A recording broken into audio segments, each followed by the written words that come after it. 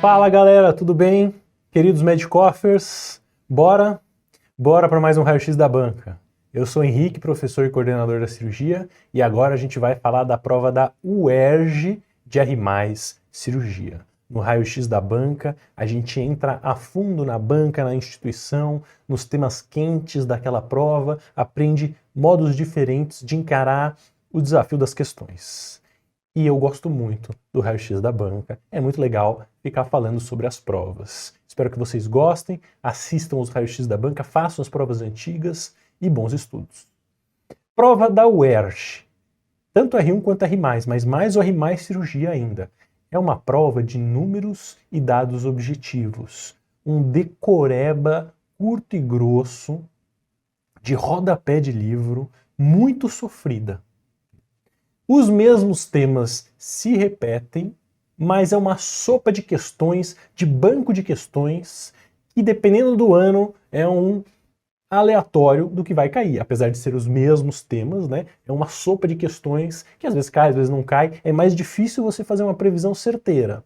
Mas esse é o estilo da prova da UERJ. Uma prova ruim. Eu acho uma prova muito ruim. De qualquer jeito, quais são os temas quentes que aparecem na prova da UERJ quando aparecem de cirurgia geral? Trauma geral, TCE queimados, perioperatório, complicações pós-operatórias, abdominal agudo e hérnias da parede, os clássicos de banco de questões. Provinha sofrida, vamos lá apanhar um pouco. Agora, antes de começar, eu gostaria de lembrar que a prova da UFRJ já morreu. Foi enterrada pelo ENAMED ou ENARI. E a prova da UERJ está chegando lá. Eles ainda estão felizes, esse ano vai ter prova da UERJ, né? Não entrou no ENAMED/ENARI, R+, ainda é ENARI, uma coisa, mas já tudo e todos serão engolidos pelo ENAMED/ENARI, né? Se preparem. E talvez isso seja um motivo para a prova da UERJ ser ainda pior, porque tem menos instituição, tem mais preocupações em ser engolida pelo ENARI, e é uma prova que você chuta tudo, porque realmente tem muita questão que só no chute. Mas vamos aprender a chutar com direcionamento. Temas quentes de banco de questão de prova da UERJ que gostam de aparecer esporadicamente, recorrentemente. Primeiro, fatores de risco e complicações pós-operatórias. Quais são os principais fatores de risco para complicações pós-operatórias? Obesidade, tabagismo, câncer, desnutrição, imunossupressão, cirurgia prévia, cirurgia de urgência, cirurgia mal feita e a infecção do sítio cirúrgico, que é uma complicação pós-operatória, pode levar a outras complicações. 3 grupos principais de complicações pós-operatórias de ferida operatória, que é o tema quente específico da UERJ. Um, seroma e hematoma, são complicações autolimitadas da ferida, que você pode observar, ou trocar um curativo, ou abrir um pontinho para drenar o seroma, e é isso.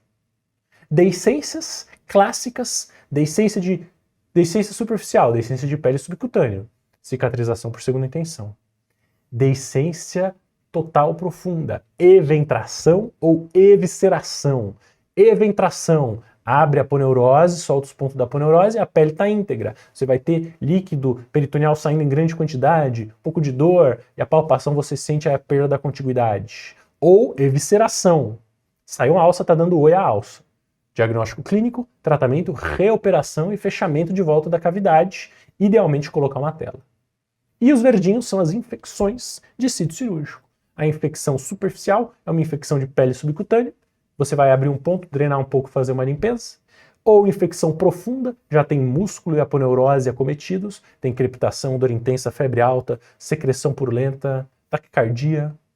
Tem que desbridar, operar, reoperar, desbridar, dar antibiótico. E a infecção intracavitária ou profunda mesmo, profunda de intracavitária, né? Não a profunda. Superficial, profunda e intracavitária. A intracavitária, que é interna, geralmente é uma deiscência de fístula ou um abscesso, que o paciente vai ter febre, dor abdominal, mal-estar, dificuldade de aceitar a alimentação. Você tem que fazer tomografia para entender o que está acontecendo e aí dar antibiótico e drenar. Pronto. Ponto. Outro assunto que a UERJ gosta, que é muito polêmico e dá briga nas questões, mas que você tem que escolher a menos pior. É a antibiótico profilaxia cirúrgica para prevenção de infecção. Eu vou fazer uma cirurgia, eu quero fazer um antibiótico, 60 minutos antes da incisão ou na indução anestésica para diminuir o risco da infecção. Eu faço esse antibiótico conforme a minha cirurgia, focado nas microbiotas envolvidas, faço uma dose de ataque na indução anestésica, 60 minutos antes da incisão, e pronto. Se for um procedimento muito longo, se for um procedimento que sangra muito, aí você faz mais doses até acabar a cirurgia. Acabou a cirurgia, acabou a profilaxia. E aí você tem que lembrar, cirurgias limpas, hernioplastia inguinal, mama, biópsia de nódulo, você não precisa, obrigatoriamente, fazer antibiótico profilaxia, a não ser que o paciente tenha um risco aumentado de infecção ou que a infecção seja muito danosa para o paciente. Por exemplo, uma neurocirurgia. É uma cirurgia limpa, mas você vai fazer profilaxia. Cirurgia cardíaca é uma cirurgia limpa, mas você vai fazer profilaxia. Paciente diabético imunossuprimido, você vai fazer profilaxia mesmo numa cirurgia limpa. Agora, existem também as cirurgias potencialmente contaminadas e contaminadas. Você tem acometimento de mucosa, você tem contaminação, aí você tem que fazer a profilaxia. E existe a cirurgia infectada, que já está sendo tratada. Aí você não precisa fazer profilaxia porque o paciente já está com antibiótico. Ponto. Outro assunto quente para revisar. Hematoma de reto peritônio. Hematoma de reto peritônio. Primeira coisa, presta atenção. É hematoma de reto peritônio. Não é lesão reto-peritoneal e trauma de cólon de rim, não. Eu tenho um hematoma no reto peritônio que eu não sei de onde vem. Primeiro, se eu tenho um paciente instável e não acho a causa, eu vou lapar e achar esse hematoma que pode ser a causa. Segundo, se eu tenho um paciente estável hemodinamicamente, com trauma abdominal, né, hematoma de reto peritônio traumático geralmente, você faz a tomografia. Porque a tomografia vai te falar melhor se é um pneumo reto peritônio, não é um hematoma, é uma lesão cirúrgica. Se tem um trauma renal, depende da lesão. Agora, se tem um hematoma de reto peritônio e o paciente está estável, você pode acompanhar. A priori. Agora, tem que lembrar das zonas e do trauma contuso e penetrante durante a cirurgia para explorar ou não o hematoma. Primeiro, as zonas. Zona 1 é a zona central. Zona 2 são as laterais. E zona 3 é a pelve. Eu tenho um hematoma de reto peritônio. Na zona 1, eu tenho que explorar. Eu tenho um hematoma de reto peritônio. Na zona 2, eu só vou explorar se ele tiver em expansão, em falha, um paciente instável, ou se eu suspeito aí de lesão de cólon, alguma coisa assim. E na zona 3, eu exploro só se for penetrante. Se for trauma contuso, hematoma de reto peritônio, zona 3 é igual trauma de pelve. Estável, eu vou esperar. Instável, eu vou fazer tamponamento. Pélvico extraperitoneal. Próximo assunto. Sarcoma de reto peritônio. Eu coloquei aqui que eu vi cair várias vezes. Caiu ano passado também. Sarcoma de reto peritônio, uma neoplasia maligna, raríssima, que é oligosintomática, e muitas vezes você faz diagnóstico de sarcoma de reto peritônio com uma tomografia de abdômen. Seja que o paciente está com empachamento, mal-estar, perda de peso, ou porque ele fez por outros motivos.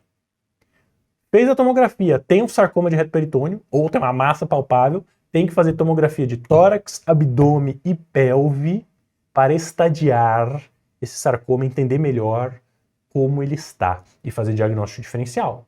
Lembra, pode ser metástase de tumor testicular, tem que palpar a bolsa testicular, pode ser um linfoma, tem que perguntar, pesquisar sintomas B, sintomas constitucionais. Mas se você olhar a tomografia, olhar o paciente, o caso clínico, falar é um sarcoma de reto peritônio, o padrão é ir direto para a cirurgia, porque a ressecção marginal com margens livres é o tratamento padrão. Mesmo assim, a recorrência local é alta.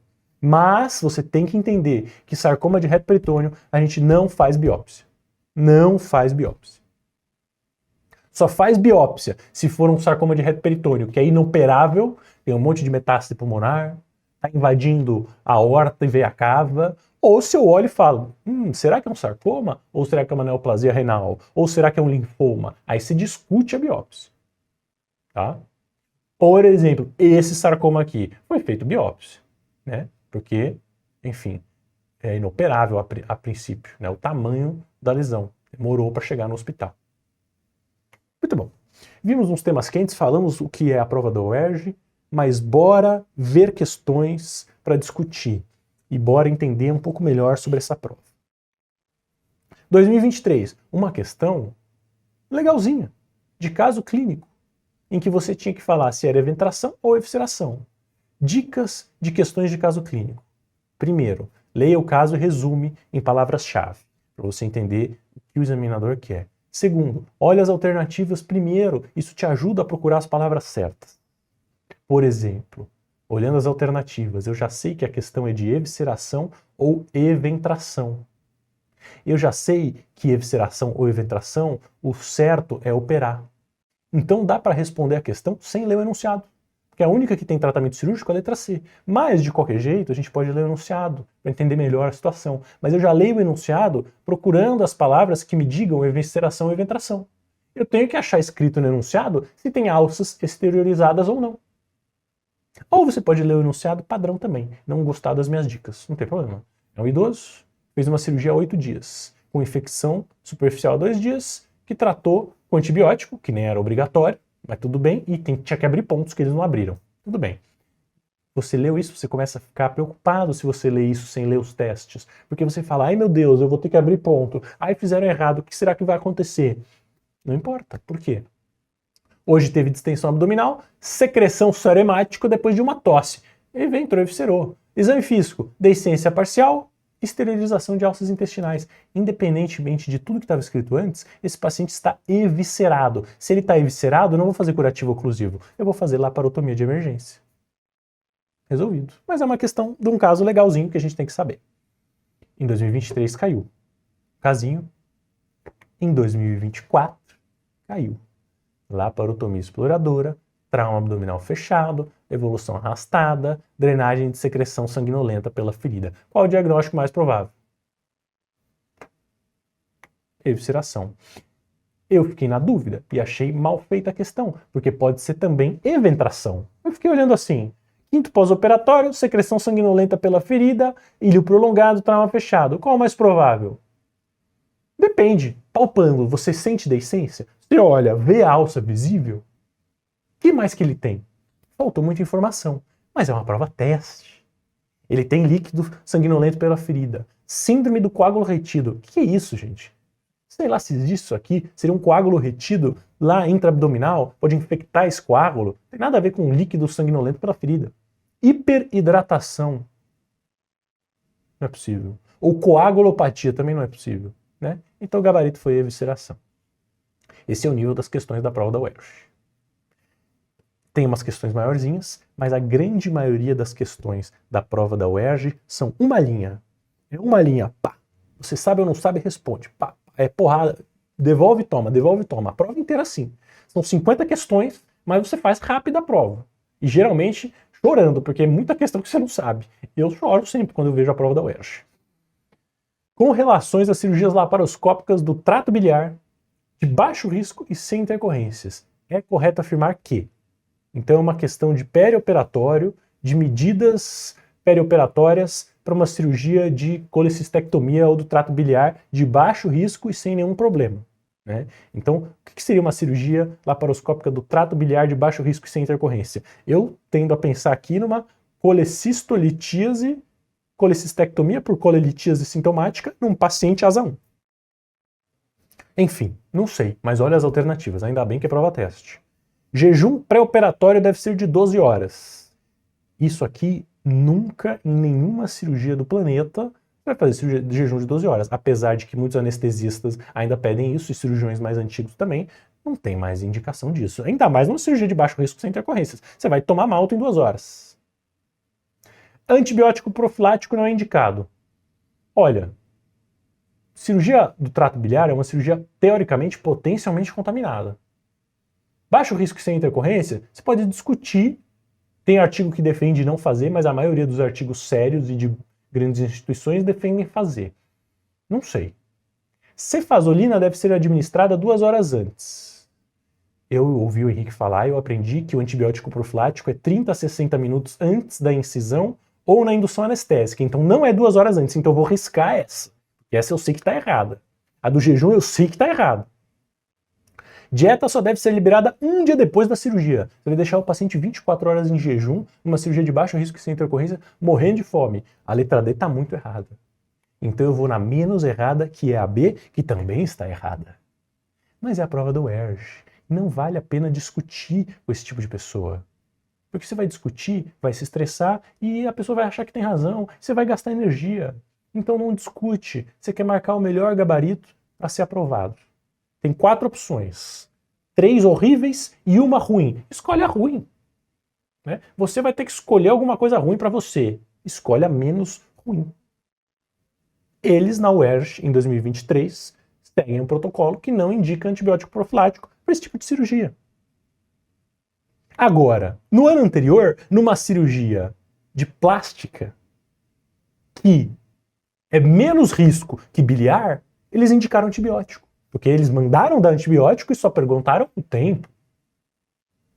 Ah, mas tem prótese. Tudo bem, mas trato biliar é potencialmente contaminado. Prótese de mama, teoricamente, é limpa. Mas tem prótese, então vou fazer. Pode fazer. Não tem problema. Mas que tipo de paciente, né? Se fosse um idoso diabético, óbvio que ia ter que fazer. Enfim, não discute com a questão. Decoreba Master de números. 60 minutos. Com isso, esse começo do raio-x... No começo não, né? Já falei muita coisa, mas com essas primeiras questões, eu encerro meu ponto de que a prova da UERJ é desse jeito, decoreba direto números, chora e que o Rio de Janeiro é horroroso. Opinião pessoal, tá? Não se ofenda, é uma piada. Mas assim, se a gente fosse usar a prova da UERJ como base, isso seria verdade, né? Enfim. Em 2024, decoreba Ultramaster, sarcoma de partes moles. Sarcoma de partes moles, localização mais comum. Cuidado, pegadinha, não é o reto peritônio, são as extremidades. Sarcoma de partes moles mais comum nas extremidades. Segundo local mais comum, reto peritônio. Extremidades e membro inferior, primeiro. E aí tem uma diferença importante para a prova. Sarcoma de partes moles de extremidades, a conduta é biópsia, depois de um exame de imagem, idealmente ressonância, para você achar o melhor ponto de biópsia no centro do tumor, para evitar áreas de necrose. Sarcoma de reto peritônio é tomografia de tórax, abdômen e pelve e não faz biópsia, salvo exceções. Sarcoma de tronco é o terceiro mais comum, ou briga ali com o reto peritônio, e cabeça e pescoço é um pouco mais raro. Beleza? Beleza. Enunciado enorme, mas que seria resumido em tríade letal do trauma. Então é isso a prova da UERJ. Tem umas questões ok, umas questões não ok, né? Loucuras ou não loucuras. Tríade letal do trauma, acidose, hipotermia, coagulopatia. Mais uma vez, a prova da UERJ, você tem que estar o tempo todo aqui, ó, pronto para a briga. Você está no ringue de boxe, né? E aí, a dica não é sair dando um monte de soco que nem louco, que nem louca. Porque você gasta toda a sua energia e erra a maioria dos socos. A dica é você tomar as porradas, mas acertar o soco certeiro. Essa questão você tem que acertar. Tríade letal do trauma, acidose, hipotermia e coagulopatia. A questão do sarcoma, você tem que acertar. É um soco difícil que você tem que acertar. A questão que é muito polêmica, você pode errar, porque a taxa de erro é maior, porque às vezes cai recurso. Você toma pelo time. Mas se você erra essa, a sua chance de passar é muito menor do que se você errar a questão discutível. Existem questões fáceis, médias e difíceis. Existem questões mal feitas, polêmicas ou bem feitas. A UERJ só tem questão mal feita, mas fácil, média e difícil e polêmica. Você tem que acertar as questões fáceis, médias e difíceis e errar as polêmicas. Porque aí você passa, tá? Mas se você gastar toda a sua energia discutindo com o examinador se é para dar antibiótico ou não, talvez acertar aquela, ou talvez não, mas errar essa aqui, aí não dá. Próximo. Blá, blá, blá, blá, blá, blá. Pegaram o artigo do small bites de fechamento da parede abdominal, trocaram small bites por mordidas e perguntaram o tamanho das mordidas. Ou os bites traduziram o bites, que na verdade é o ponto, né? Mordidas, não é mordidas, é a passagem do ponto. Como eu faço um bom fechamento da cavidade abdominal para diminuir risco de complicações e hernia incisional? Small bites. Small bites, 5 para 5 para 5 uniformemente em toda a ferida. Decorou, lembrou dos small bites, gabaritou, precisava acertar. Small bites, 5, 5, 5, 5, 5. Minha aula de fechamento da parede abdominal, vocês lembram disso aqui. Trauma tóraco-abdominal à esquerda. Inspiração profunda, depressão. Qual que é isso? Decoreba e interpretação de texto. A depressão de parte significativa da parede torácica, englobando a quinta, sexta e sétima costela do lado em questão. Depressão da parede, movimento paradoxal. Qual é o diagnóstico? Tórax instável. Hemotórax é sangue na cavidade pleural. Percussão maciça, choque hipovolêmico. Não ia ter grande depressão. Pode ter uma expansibilidade prejudicada. Balanço mediastinal, nunca ouvi isso. Pneumotórax hipertensivo, murmúrio abolido, percussão timpânica, choque obstrutivo. Beleza. Pessoal, agora vamos entrar no ringue de novo, né? Preparar e acertar os socos certeiros da prova de 2025. A prova de 2025 foi horrível igual. Tem um monte de questão desesperadora, tá? Mas tem as questões de cirurgia geral que você precisa matar. E aí das outras áreas também você vai ver, tá? Caiu sarcoma de novo. Neoplasia maligna primária mais comum do reto peritônio. Sarcoma. Essa aqui é gabarito. Direto e reto. É um soco muito rápido, né? Passou e foi. Prova curta. Diagnóstico da ascite quilosa, paracentese, elevação de, do nada, uma questão jogada. Ascite quilosa, eu faço diagnóstico com paracentese. O que está elevado? Quilosa, quilo, eu tinha que lembrar de triglicerídeos. Associação Americana de Cirurgia do Trauma, transecção distal do pâncreas com lesão ductal. Qual grau? Trauma de pâncreas é o único não, né? Mas é o órgão parenquimatoso que a classificação de graus é a mais importante, única e exclusivamente para a definição de conduta, porque é mais interessante essa classificação. Grau 1 e grau 2 são lacerações ou hematomas pequenos. Grau 3 é a transecção ductal distal, de corpo e cauda. Grau 4 é a transecção proximal e grau 5 a destruição da cabeça pancreática. Grau 1 e 2, tratamento conservador. Limpeza, desbridamento, um dreno ou nada. Grau 3, pancreatectomia corpo caudal. Que é essa a resposta, né? Grau 4, discutir uma rafia, tentar fazer uma derivação ou fazer um damage control. E grau 5, ou GDP, que é meio catastrófico no trauma, ou cirurgia de damage control, derivar o trânsito intestinal, deixar um monte de dreno lá, debridar e rezar. De repente, em 2025, você estava aqui, aí veio um monte de fúria sobre uma questão gigante. Calma. Lembra das dicas. Palavra-chave, lê as alternativas. De novo, trauma de tórax na UERJ. Tema quente é trauma de tórax. Pneumotórax hipertensivo, hemotórax maciço, tórax instável, tamponamento cardíaco. Se você não lembra desse diagnóstico diferencial, agora é hora de revisar. E a dica de ler as alternativas é sempre muito boa, para procurar as palavras-chave. Tamponamento cardíaco, hemotórax maciço, embolia pulmonar ou pneumotórax hipertensivo. Bom, é só eu procurar ausculta pulmonar que eu já mato a maioria desses diagnósticos diferenciais. Murmúrio vesicular abolido, hipertimpanismo à percussão. A resposta é pneumotórax hipertensivo. Dreno de tórax, né? Tamponamento cardíaco, tem que lembrar da tríade de Beck, hipofonese de bulhas, turgência jugular e hipotensão, geralmente a ausculta tá ok. Hemotórax maciço, percussão maciça, ausculta diminuída ou abolida, mas é choque hipovolêmico. Palidez com hipotensão e taquicardia. Embolia pulmonar seria uma insuficiência respiratória, ausculta diminuída, não teria grande alteração na percussão. E outra, embolia pulmonar no trauma não é assim, né? Então tem essa questão que você tinha que matar. Essa que eu estou mostrando, tinha que matar. É a sua chance. E aí, de novo, o UERJ decoreba NIROS. Tem que decorar a classificação de NIROS? É importante para essa prova, sim, decorar a classificação de NIROS. Né? Em 2025 caiu e o abaulamento era, né? Cadê a questão? Desculpa aqui, me perdi. Hérnia abaixo do ligamento iliopúbico medial ao vaso femoral. Então, uma hérnia femoral. Hérnia femoral é 3C. Classificação de Nihus. Vamos ver se eu lembro. Se eu errar, vocês me corrigem. Eu tô fazendo mesmo de decoreba. Eu nem decoro, porque eu não uso muito, né? Mas eu corrijo aqui, vamos ver. Hérnia inguinal indireta, Nihus 1.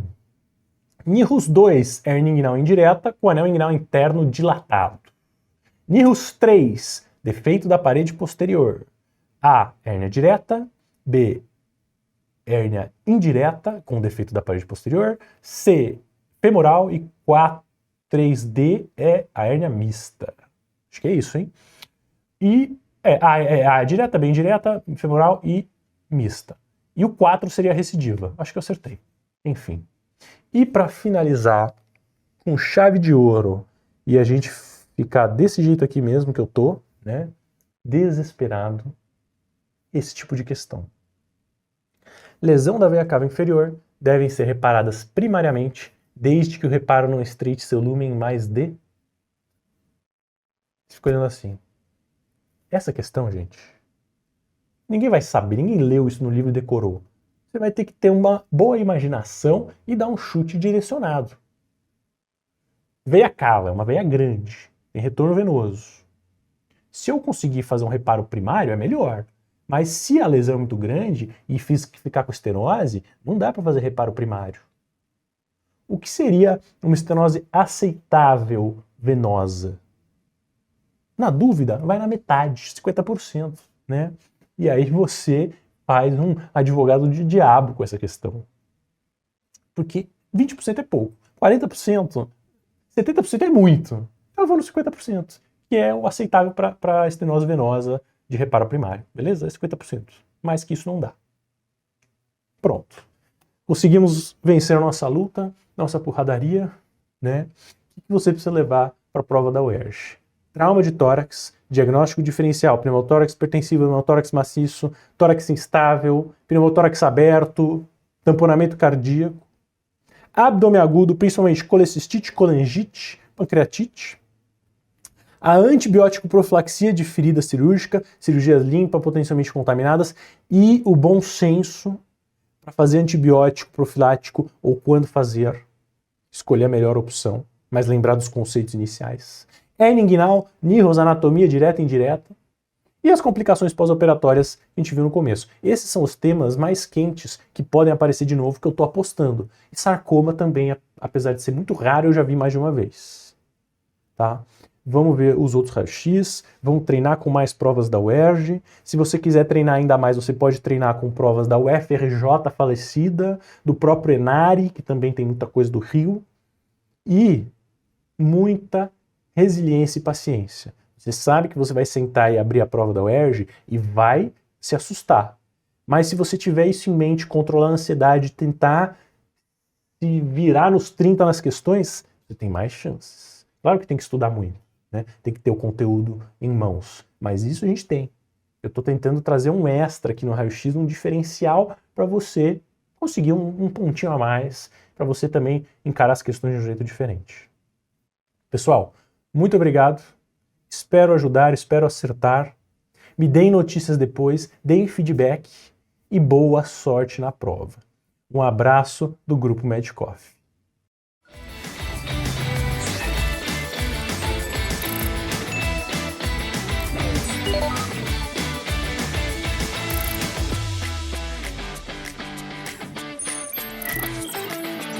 Fala pessoal, sejam bem-vindos aí para a nossa discussão aí sobre o raio-x da banca da prova da UERJ. Me chamo Juan, sou um dos professores aí do aparelho digestivo da Medcoff e como eu falei para vocês, a gente vai fazer aqui uma revisão sobre os principais pontos aí que a gente tem da prova da UERJ para você que está prestando uma prova aí de R+, de cirurgia no ano de 2026. Então, sem mais delongas, vamos já começar aqui um pouquinho sobre como que é essa prova. Então a gente já vai conhecer um pouquinho como que é o padrão da prova do R+, da UERJ quando a gente está falando de aparelho digestivo.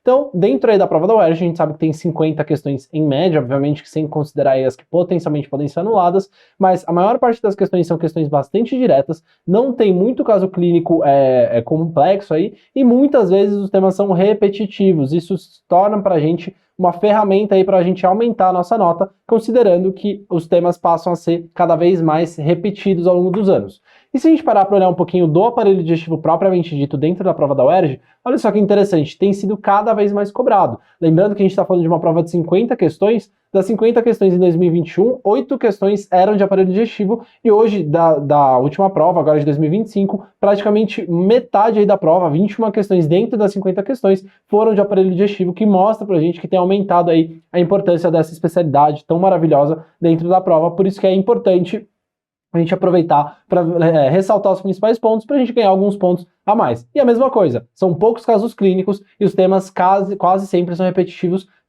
dando aí uma importância para o quanto que é realmente necessário a gente refazer as provas dos anos anteriores, se você tiver a UERJ como uma prova aí, objetivo, uma prova alvo aí na sua preparação. Então, sem mais delongas, vamos em frente. Isso aqui são os principais temas aí pra gente falar um pouquinho ao longo da nossa discussão, lembrando também que vão ter outros temas também para você dar uma olhada. Na hora que você estiver fazendo as provas anteriores também é importante você ver quais são os temas mais repetitivos, mas aqui a gente já escolheu os principais temas que apareceram nessa prova e que obviamente a gente tem que fazer uma revisão se a gente quiser aumentar aí o nosso desempenho. Então, vamos já começar com doença do refluxo gastroesofágico. Lembrar que quando a gente está falando de doença do refluxo gastroesofágico, a gente está falando dos sintomas cardinais de pirose e regurgitação, que inclusive te autorizam de você fazer um teste empírico, um tratamento empírico com o uso do IBP. Se o paciente tiver sintomas atípicos ou sinais de alarme, tipo perda de peso, ou sangramento aí digestivo, ou, por exemplo, uma disfagia, tá com vômitos ou coisas assim do tipo histórico familiar aí de neoplasia, você manda aí para uma endoscopia. E o que é importante aqui a gente falar? Que atualmente teve uma mudança, então a gente tem dos critérios de Lyon, do consenso de Lyon 2.0, que o esôfago, a doença do refluxo gastroesofágica, ela é confirmada quando a gente tem uma esofagite grau C e D, isso a gente já sabia, mas também as esofagites grau B de Los Angeles, quando são presentes na endoscopia, fecham aí o diagnóstico de doença do refluxo gastroesofágico. Inclusive, isso aqui não está no slide, mas não pode deixar isso passar. A gente sabe também que outros achados aí da endoscopia podem favorecer o diagnóstico de doença do refluxo, mas o que efetivamente vai confirmar vai ser a pH-metria ou, idealmente, a impedância pH-metria. Se esse paciente está tratando e melhora, isso é um bom preditor para a gente de que o tratamento cirúrgico vai ser aí adequado. Ou se esse paciente ficou dependente aí de uso de omeprazol, ou se esse paciente tem uma melhora parcial com o uso do omeprazol, a gente também pode propor uma intervenção cirúrgica, sabendo que provavelmente essa intervenção não vai ser tão benéfica assim, não vai ter tanto resultado como naqueles pacientes que tiveram uma ótima resposta com o IBP. E aqui a gente está falando da hiatoplastia com fundoplicatura. Obviamente que existem várias formas de fundoplicatura, mas o ideal que a gente mais faz aí na maior parte dos serviços é a fundoplicatura a Nissen, que é a anterior, posterior, lateral completa, 360 graus aí de fundoplicatura. E uma coisa interessante que pode cair numa prova eventualmente é que aquele paciente que já é obeso e tem doença do refluxo, a gente não vai fazer uma fundoplicatura, a gente não vai fazer uma cirurgia do refluxo, porque a gente sabe que nos pacientes que têm uma obesidade e que você faz aí uma fundoplicatura, você aumenta a pressão intraabdominal de uma maneira muito importante. Isso pode fazer com que você tenha uma migração da fundoplicatura e uma recidiva ou até mesmo pior aí dos sintomas, por exemplo, com o surgimento de uma disfagia. E aqui a gente fala um pouquinho também sobre a cirurgia. Então, o mais clássico que a gente mais vai ver nas provas é a famosa fundoplicatura Nissen, em que você vai fazer você vai rodar o fundo gástrico, vai liberar os vasos gástricos breves, dos curtos ali na região mais posterior do estômago, e você vai ao redor do esôfago vai fazer com que esse estômago abrace o esôfago em toda a sua circunferência, 360 graus, que é o que a gente fala do Nissen. A gente tem outras formas aí de fundoplicatura. A gente tem a fundoplicatura aqui, ficou um pouquinho desconfigurado, mas a gente tem a fundoplicatura de Dor, que é essa anterior, e a gente tem a Tupé, que é essa terceira imagem aqui. Essa terceira imagem, a fundoplicatura de Tupé, é uma que tem uma fixação só na região posterior, não tem na região anterior. Geralmente isso aí dá por volta aí de 180 graus de cobertura. E a gente tem também uma outra estratégia aí, que é a técnica de Tal-Ratafuku, que também é você fazer uma abertura aí dessa região e fazer uma fundoplicatura de avanço aqui, mas isso aqui pouco utilizado quando a gente está falando dos casos aí de doença do refluxo. E aí olha essa questão que caiu agora, esse ano, bem fresquinha. A técnica cirúrgica que é classificada como fundoplicatura parcial posterior, então que você fixa aí, faz uma fundoplicatura posterior no esôfago, é denominada de técnica de Tupé. A Nissen, como a gente fala, 270 graus. O Tal-Ratafuku acaba não sendo tão utilizado aí na doença do refluxo gastroesofágico, mas pode ser utilizado. E a gente tem a Dor, que é uma fundoplicatura anterior, como a gente viu nas imagens anteriores. Indo em frente ainda na doença do refluxo gastroesofágico, lembrar aí dessa classificação das hérnias de hiatus. Geralmente a doença do refluxo ela acaba tendo uma associação importante com a hérnia de hiato, e a gente sabe que a hérnia de hiato ela acaba sendo uma parte aí da estratégia cirúrgica. A gente faz uma hiatoplastia, a gente vai dar uns pontos ali na região da crura diafragmática, na região do hiato diafragmático por onde está passando o esôfago, para fazer a plastia desse hiato esofágico. E aí a gente tem a classificação da hérnia de hiato, em que a hérnia do tipo 1, que é as hérnias de deslizamento, em que a transição esofagogástrica ela vai inteira para cima, para dentro aí do tórax, e a gente tem as hérnias do tipo 2, que vai ser por rolamento, que nesses casos aqui vai ser quando a transição esofagogástrica ela tá dentro da cavidade abdominal, mas tem um rolamento aí do fundo gástrico para a cavidade torácica. A tipo 3 é quando eu tenho uma forma mista, então tanto uma hérnia de deslizamento quanto de rolamento, do tipo 1 e tipo 2, e do tipo 4, quando você tem uma hérnia mista já complexa aí com volvo gástrico ou com uma herniação de outras estruturas. E eles perguntam exatamente isso. Agora, esse ano passado, mulher de 50 anos, blá blá blá blá blá, ele te fala assim: tem um deslocamento ascendente do fundo gástrico para o mediastino. Olha só, se é só ascendente do fundo gástrico e ele te fala, não te dá muitos sinais aí de que a tag tá fora do lugar, e ele tá te falando que a cardia tá no lugar certo, mas que o fundo gástrico tá para dentro,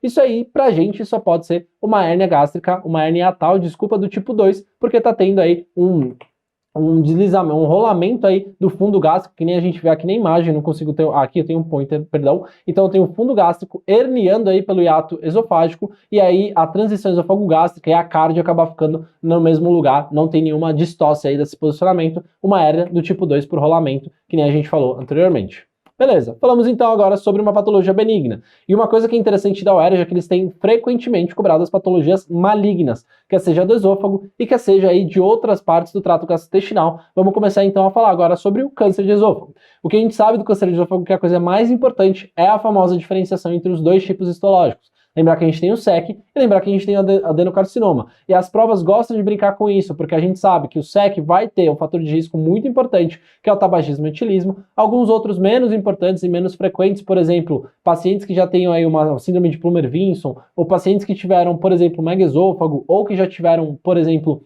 algum tipo de lesão cáustica, por exemplo, enquanto que a adenocarcinoma tipicamente vai ser aquele paciente com doença do refluxo gastroesofágico e aqueles pacientes mais obesos, com síndrome metabólica associada. E o interessante desses dois é que eles também vão ter aí localizações diferentes. Lembrar que o SEC ele acomete principalmente o esôfago proximal e o esôfago médio, e o adenocarcinoma está mais localizado no esôfago distal. Isso vai mudar para a gente, inclusive, o nosso estadiamento, porque para os dois a gente vai fazer um PET-CT, a gente vai fazer uma tomografia de tórax e abdômen, mas diferente do que acontece no SEC, no adenocarcinoma a gente não vai fazer uma broncoscopia. Lembrar que aquele tabagismo, aquele etilismo que lesou aí a mucosa do esôfago também vai lesar a mucosa do trato respiratório e a mucosa oral, então esses pacientes têm um risco aumentado aí de ter segundos primários, aquele famoso campo de cancerização que a gente vê na cabeça e pescoço, pode acontecer aqui, então esse paciente pode ter outros primários e pode inclusive ter invasão do SEC de esôfago para via aérea, e por isso que é importante a gente fazer uma broncoscopia nesses pacientes. Indo em frente, aqui a gente vai falar um pouquinho sobre tratamento. Lembrar que aqueles tumores precoces, especialmente aqueles que não estão com invasão de submucosa, então aqueles tumores são T1A e não têm aí lesões suspeitas para acometimento linfonodal, a gente pode fazer uma ressecção endoscópica, quer seja uma mucosectomia ou quer seja um ISD, uma ressecção de submucosa. Agora, uma coisa interessante é quando a gente entra nos pacientes um pouco mais complexos. Então, aqueles pacientes que são T3, que são T4, ou aqueles pacientes que têm linfonodos positivos, ou N positivo que a gente fala. Nesses casos, a gente sabe aí por dois estudos bem importantes, tanto o CROSS quanto o MEDIC, que a gente pode e deve, inclusive, fazer neoadjuvância nesses pacientes. A gente expõe eles a uma terapia aí neoadjuvante, quer seja quimio-radioterapia ou só quimioterapia, e aí esses pacientes são operados depois dessa sua neoadjuvância. Nos pacientes que são T1 não passíveis de ressecção endoscópica, ou naqueles T2, você discute aí, quer seja a esofagiectomia upfront, em alguns casos você até pode considerar uma neoadjuvância, mas não, a maior parte desses casos aí um pouquinho mais precoces, a gente vai acabar indo para esofagiectomia logo de cara, e lembrar que a gente tem tanto as estratégias com a anastomose cervical, que é a famosa anastomose McEwen, ou você pode ter uma anastomose mediastinal, que é a famosa anastomose Avro-Lewis, ok? Indo em frente, olha só essa questão de 2 anos atrás, fala pra gente, essa aqui é uma das raras questões em que realmente eles cobram um caso clínico, mas vamos lá. Paciente de 55 anos tem uma história de tabagismo importante, então já querendo pensar em um SEC. Carga tabágica alta, etilista, não tinha outras comorbidades, começou com um quadro de disfagia progressiva, perda ponderal nos últimos 4 meses. Ponto. Paciente com disfagia é igual a endoscopia. Isso porque esse paciente pode ter um câncer ou pode ter uma calásia. O interessante é que nos pacientes que têm uma disfagia já progressiva rapidamente ao longo de meses, isso aí já fala pra gente que isso é um quadro mais agressivo, um quadro maligno, versus aquele paciente da calásia, que geralmente essa instalação da disfagia acontece ao longo aí de quase anos, ok?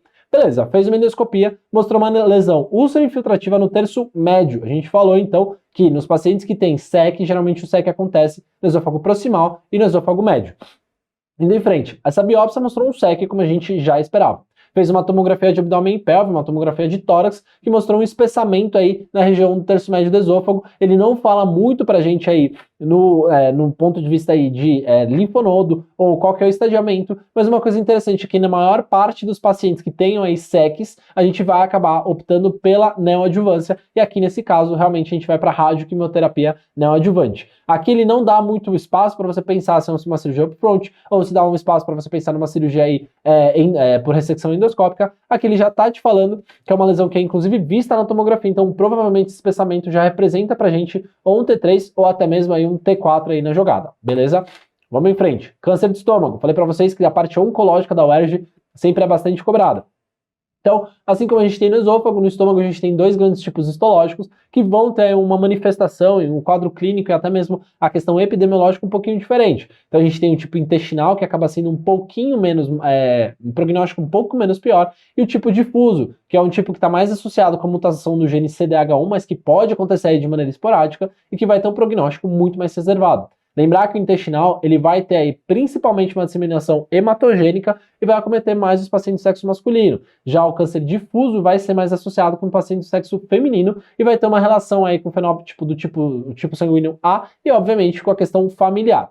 Outros fatores de risco aí para o câncer gástrico que a gente tem que sempre relembrar e que vira e mexe aparecem nas provas, vai ser a infecção crônica pelo H. pylori, que a gente sabe que isso leva a uma gastrite e uma inflamação crônica. Os pacientes que têm gastrite atrófica, a gastrite autoimune atrófica também, a própria obesidade, a forma de alimentação está sim associado, por exemplo, com o câncer gástrico, e pacientes que já tenham sido submetidos a ressecções prévias, e em especial ressecção aí com gastrectomia e reconstrução AB2, a gente sabe que tem um refluxo alcalino e o risco bem aumentado aí de ter um câncer de estômago na evolução desses pacientes no pós-operatório. E lembrar que o estadiamento do câncer de estômago, a gente vai falar sobre tomografia de tórax, abdômen e pelve, a gente vai fazer uma endoscopia para realmente confirmar, e em alguns casos a gente pode inclusive ir para videolaparoscopia diagnóstica, em especial aqueles pacientes que já são em um T3, T4, N positivo, que você tem suspeita de que pode ter um risco aí considerável de carcinomatose peritoneal, você vai para videolaparoscopia diagnóstica para permitir aí, por exemplo, uma neoadjuvância no câncer de estômago. E aí, quando a gente fala de tratamento, a gente vai um pouquinho parecido com o do esôfago. Aqueles tumores mais precoces, quando a gente fala de precoces, a gente está falando de T1A ou aqueles que têm uma invasão de submucosa menor. Isso é importante quando a gente está falando dos critérios de inclusão aí para uma ressecção endoscópica. Se não, esse paciente vai para gastrectomia, idealmente com linfadenectomia AD2. Já aqueles pacientes que têm um tumor um pouco mais avançado, tipo T3, T4 ou N positivo, a gente vai para a neoadjuvância e antes disso a gente vai fazer uma videolaparoscopia. Isso é extremamente importante porque isso é diferente dos cânceres de esôfago. E nos pacientes que têm um T2, a gente pode ou não ir para a neoadjuvância. Lembrar aqui dos critérios de inclusão para você fazer uma ressecção endoscópica e lembrando que você tem inclusive os critérios ampliados. Lembrando que o clássico é aquelas lesões menores do que 2 centímetros, que não tem ulceração, que não tem invasão de submucosa, mas você pode, em alguns casos, ampliar isso aí, desde que seja uma invasão superficial de submucosa, ou que seja uma lesão um pouquinho menor do que 3 centímetros, ou que tenha um subtipo histológico bem diferenciado. Isso é extremamente importante. Olha só como caiu. Achado o estadiamento completo de um paciente, que acabou não mostrando já a resposta da questão, mas ele pergunta, então, o achado de estadiamento completo de um paciente demonstra uma ausência de linfanodomegalia, então ele é um N0, não tem metástase à distância, então é um M0 também a princípio, e fala que o laudo histopatológico detalhado confirmou adenocarcinoma gástrico bem diferenciado, aí no caso intestinal, e descarta invasão além da mucosa, ou seja, é um T1A. Ele pode não te falar se é um tumor aí de maior ou menor do que 2 centímetros, ele pode não te falar se tem ulceração, mas não briga com a sua banca. Ele está te falando que é um tumor bem diferenciado e que ele não tem invasão além da mucosa, então ele é um T1A. Se ele é um T1A, a melhor estratégia aqui vai ser uma ressecção endoscópica. endoscópica. A gente não vai fazer ressecção atípica de antro gástrico, isso a gente vai fazer, por exemplo, se trata aí, por exemplo, de um paciente com giche, mas mesmo assim a gente não vai fazer uma ressecção de antro, a gente faz isso para fundo gástrico, e as gastrectomias subtotais aqui nesse paciente vai ser demais, a gente não precisa, nesse caso, um ótimo candidato para uma ressecção endoscópica. Indo em frente, câncer de pâncreas. Então, o câncer de pâncreas, lembrar aí da síndrome colestática da icterícia obstrutiva, aquele paciente que chega com icterícia, com acolia fecal, com colúria, aumento da bilirrubina, principalmente direta, e aumento aí das canaliculares. Esses pacientes você faz um ultrassom de inicial aí para começar, e depois você vai para tomografia ou para coluna de ressonância e vai mostrar que tem uma dilatação tanto da via biliar extrahepática e, em alguns casos mais avançados, da via biliar intrahepática. E o que é interessante? Um clássico aí, sinal aí patognomônico que a gente pensa quando a gente está falando nos tumores periampulares é o famoso sinal de Courvoisier-Terrier, que é quando você tem uma dilatação aí crônica da vesícula biliar e com essa vesícula biliar cronicamente dilatada ela não dói e aí você consegue palpar isso aí nos pacientes que têm um tumor periampular, isso aí, sinal de Courvoisier-Terrier, beleza? Olha, aqui a imagem, a gente tem uma massa aí na região periampular, quer seja um adenocarcinoma de cabeça de pâncreas, ou um adenocarcinoma do próprio duodeno, ou um tumor de papila, ou até mesmo um colangiocarcinoma. Esses quatro aí vão obstruir a via biliar distal, e aí faz com que a vesícula vá cronicamente aí distendendo e ficando dilatada. E aí, quando a gente fala dos tumores periampulares, o mais importante é o câncer de pâncreas. Lembrar que o câncer de pâncreas, a maior parte deles, acontece na cabeça do pâncreas. E dos que acontecem aí na cabeça do pâncreas, a maior parte dos tipos histológicos vai ser o adenocarcinoma ductal, que tem um prognóstico um pouquinho mais reservado. Isso é diferente do prognóstico aí do acinar, que ele tem um clássico aí de ter uma manifestação paraneoplásica, que vai ter a paniculite, pode ter manchas na pele, pode ter eosinofilia, mas a maior parte dos casos vai ser adenocarcinoma ductal e na maior parte deles vão ser na cabeça do pâncreas. Lembrar que, apesar de dar icterícia, perda de peso, dor abdominal, a maior parte desses tumores, no início do seu quadro, ele é assintomático. E olha só, coisa extremamente importante para você levar para sua prova são os critérios de ressecabilidade quando a gente está falando do câncer de pâncreas. Lembrar lá dos critérios do NCCN, de você falar que um tumor ele é irressecável, ressecável, ou até mesmo borderline. Os tumores que são ressecáveis são aqueles que não têm nenhum tipo de envolvimento vascular ou que até possam ter um acometimento aí menor do que 180 graus da veia mesentérica. A artéria tem que estar livre. Esses pacientes você pode aí fazer uma cirurgia e não é necessário você fazer uma neoadjuvância. Aqueles tumores borderline são aqueles que já têm mais do que 180 graus de acometimento da veia mesentérica ou aqueles que têm o acometimento de menos do que 180 da artéria mesentérica. Esses pacientes, o ideal é você fazer uma ecoendoscopia ou uma CPRE, biopsiar e mandar esse paciente aí para uma neoadjuvância quimioterápica e depois você opera. Já os pacientes irressecáveis são aqueles que têm acometimento maior aí do que 180 graus da artéria ou algum acometimento da veia que não é passível de uma reconstrução aí venosa. Esses pacientes vão para quimioterapia definitiva, quimioterapia sistêmica paliativa, tá bom? Uma coisa que é interessante, que às vezes uma prova pode querer cobrar, são também os critérios expandidos aí que não são ainda presentes na tabela do NCCN, mas os critérios químicos naqueles pacientes que já têm um CA199 tão aumentado que isso já sugere pra gente que ele pode ter metástase à distância e já pode indicar pra gente um paciente aí mais candidato para neoadjuvância. E olha só, mais uma questão do caso clínico, apesar das raras, são as questões que aparecem de vez em quando. Uma prova aí de 2 anos atrás, paciente de 54 anos, foi diagnosticado com adenocarcinoma de cabeça de pâncreas, na tomografia de abdômen com contraste trifásico, que é o que a gente faz aí para estudar a vascularização e a invasão aí, fala pra gente, tem uma lesão heterogênea, hipodência com 4,5, então relativamente grande, no seu maior diâmetro. Tem íntimo contato aí, então ele fala um contato superior a 180 graus com a veia, e tinha também uma alteração do contorno da veia, então provavelmente essa veia aí está cometida em mais do que 180 graus. A investigação foi complementada com exame de ecoendoscopia e a biópsia realmente confirmou o adenocarcinoma. E pergunta, qual que é a conduta nesse caso? Esse paciente, então, tem uma invasão de mais do que 180 graus da veia, ele não te fala nada da artéria, mas você nem precisa disso. Esse paciente é um ótimo candidato aí a uma neoadjuvância, porque ele está dentro aí dos critérios de borderline, por isso que a gente vai para a neoadjuvância e depois a gente vai aí para uma ressecção cirúrgica se esse paciente não progredir. E aí, se a gente vai para a ressecção cirúrgica, a gente está falando da GDP, da gastroduodenopancreatectomia, entre várias formas aí de reconstrução. Lembrar que a gente tem que fazer uma reconstrução com a pancreato jejunal, a gente tem que fazer a reconstrução da bile digestiva e a gente tem que fazer a reconstrução do trato gastrointestinal com uma anastomose da gastroenteranastomose. E o importante que a gente tem que saber para a prova é as complicações. Eu não preciso saber quais são as principais técnicas de reconstrução, se é Blungart modificado, se é telescopagem, não preciso saber disso, eu preciso saber quais são as principais complicações da GDP. Então lembrar que a principal complicação que existe na literatura é a gastroparesia, e a maior complicação do ponto de vista cirúrgico vai ser a fístula pancreática, lembrando que a maior parte das fístulas pancreáticas acabam sendo clinicamente insignificativas. Então você vai, dosa aí a amilase do seu dreno, está aumentada em mais do que 3 vezes o limite superior da normalidade, você deixa esse dreno e esse paciente sozinho vai fechar essa fístula. Obviamente, em alguns casos você pode precisar de uma intervenção, tipo uma drenagem, em alguns casos, a raridade pode acabar numa cirurgia, mas a maior parte das vezes essas fístulas não vão ter aí um acometimento tão grave aí do ponto de vista pós-cirúrgico. E é isso que é cobrado nessa prova de 3 anos atrás. A complicação mais prevalente depois de você fazer uma duodenopancreatectomia, uma GDP, vai ser então uma fístula, ou desculpa, esvaziamento gástrico lentificado, que é a famosa gastroparesia, beleza?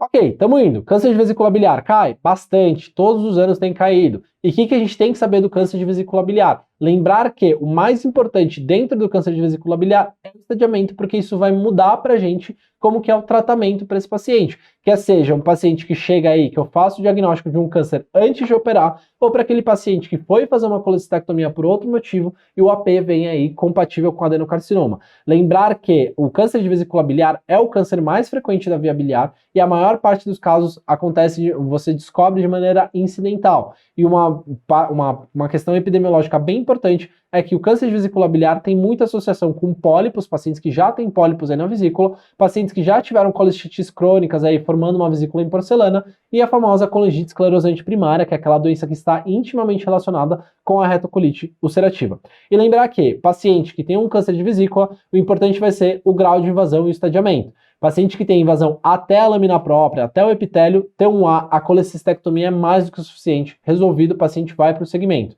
Paciente tem uma lesão que acomete até a muscular, isso aí já é um T1B, e se o paciente tem mais outros acometimentos, já passa a ser T2 ou T3. A grande diferenciação aqui vai ser intramuscular e a lâmina própria. De novo, lâmina própria, T1A, muscular, T1B, e aí depois o resto você não precisa saber, porque o mais importante vai ser nessa diferenciação.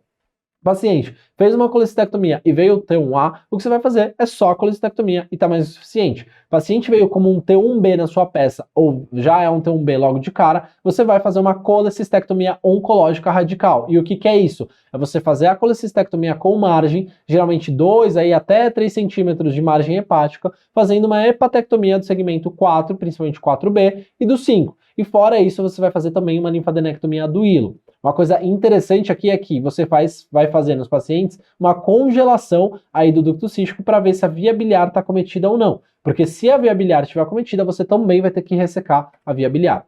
E olha só o que foi cobrado nessa prova agora, esse ano. Mulher de 55 anos, teve um resultado de imagem indicando um espessamento irregular da parede da vesícula e tinha uma lesão vegetante, então essa paciente ainda não operou. Ela faz uma colecistectomia por laparotomia, é feita a congelação e identificou a lesão neoplásica. E olha o que ele fala. O tumor invade o tecido conjuntivo perimuscular da parede da vesícula, ou seja, ele é já um tumor que passou da muscular, já provavelmente é um T2, inclusive indo para um T3. Ele fala que o ducto cístico está com as margens livres. Qual que é a melhor conduta para um paciente que no intraoperatório veio como um T2 ou T3, ou seja, já uma lesão avançada? Como eu falei para vocês, hepatectomia não regrada aí dos segmentos 4B e 5, vai fazer a linfadenectomia, e nesse caso aqui, como você não está com acometimento aí do ducto cístico, você não precisa fazer uma ressecção aí, uma bilio-digestiva, uma ressecção da via biliar, beleza? Nódulos hepáticos, saímos um pouquinho da parte do oncológica para a gente falar sobre um dos temas mais frequentes em provas de aparelho digestivo no geral. Aqui é um fluxograma só para a gente bater aí e não esquecer quando eventualmente aparecer um caso clínico. Primeira pergunta, o paciente é cirrótico? Se o paciente é cirrótico, é um CHC, a prova está te falando de um CHC. Se o paciente não for cirrótico, você pergunta, se o paciente tem câncer? Porque se ele tiver câncer, a prova está te levando aí para uma metástase hepática, quer seja de câncer coloretal ou de algum outro primário. Agora, se esse paciente não tem um diagnóstico de câncer, a gente está falando dos nódulos hepáticos benignos, em especial a hemangioma, o adenoma e a hiperplasia nodular. E olha só, hemangioma hepático, mais importante, é o mais comum que acontece na maior parte da população, vai ser hemangioma hepático, acomete mais o sexo feminino e não tem relação aí com o uso de anticoncepcionais, e a gente sabe que esses pacientes, na maior parte das vezes, são assintomáticos. Quem que eu vou operar? Aquele paciente que é sintomático porque tem um tumor grande comprimindo outras estruturas, ou pacientes com formas complicadas, por exemplo, a famosa e extremamente rara síndrome de Cassabah-Merritt. Olha só essa imagem, grava essa imagem. O que a gente está vendo aqui na fase arterial, que é a imagem da direita, a gente está tendo um enchimento aí mais precoce da região mais periférica, um enchimento globuliforme, e quando a gente vai para a fase sem contraste, a gente tem uma lesão que não está recebendo nada, ela é hipotenuante. Isso a gente também vê no ultrassom. A maior parte dos pacientes, eu não vou fazer nada, apenas vigilância, eu não preciso operar esses pacientes.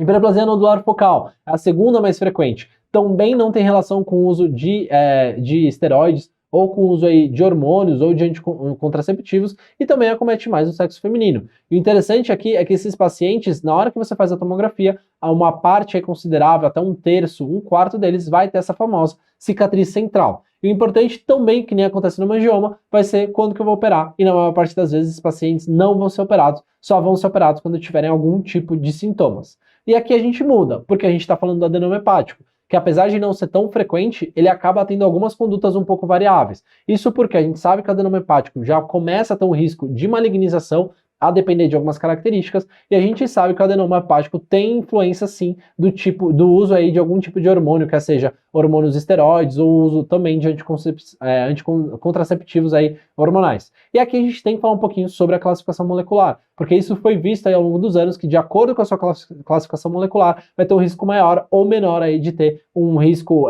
de malignização, ou um risco de dor, ou um risco de sangramento, ou um risco de alguma outra forma de sintomas. O mais importante vai ser o manejo. Esse paciente está em uso de terapia hormonal, eu vou suspender. Se eu tiver em uso de terapia hormonal, suspendo. Depois eu vou fazer uma nova imagem de controle. Se tiver crescido ou ainda tiver maior do que 5 centímetros, eu vou operar. Se não tiver crescido e tiver menor que 5 centímetros, eu vou seguir. Agora, se for um tumor num paciente de sexo masculino ou que tenha fatores aí de mau prognóstico, por exemplo, o que a gente vai acabar fazendo é operar pelo risco aí de degeneração maligna. E olha só, prova desse ano também. Mulher de 35 anos, encaminhada para atendimento no serviço de cirurgia, identificou o nódulo hepático na tomografia com contraste trifásico. E aí te fala que o paciente está bem, etc. E ele te fala aí as características dessa lesão. É um nódulo hipotenuante de 4 centímetros no segmento 7. E na fase com contraste arterial, esse nódulo tem captação periférica assimétrica, aquele padrão provavelmente globuliforme, enchimento aí centrípeto dessa lesão. Na fase portal, então um pouquinho depois da fase arterial, tem um realce periférico progressivo, então essa lesão está indo da periferia para dentro aí, a captação do contraste, e aí ele fala que no estudo tardio tem um preenchimento mais ainda, então um preenchimento, uma vascularização bem lentificada, bem o padrão aí dos hemangiomas hepáticos, cuja conduta na maior parte das vezes vai ser apenas expectante, apenas segmento desses pacientes.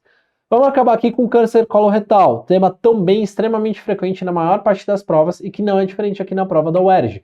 Mais do que a gente falar sobre fatores de risco, mais do que a gente falar sobre diagnóstico, estadiamento, a gente tem que lembrar sobre o manejo do câncer de colo, que é frequentemente mais cobrado pela prova da UERJ. Lembrar que eu vou estadiar os pacientes com tomografia de tórax, abdômen e pelve. O CEA, ele não vai fazer parte propriamente dita do estadiamento, mas ele é sim importante para a gente pedir antes da estratégia cirúrgica ou quimioterápica. E naqueles tumores aí de reto, a gente vai fazer complementar o estadiamento com uma ressonância de pelve.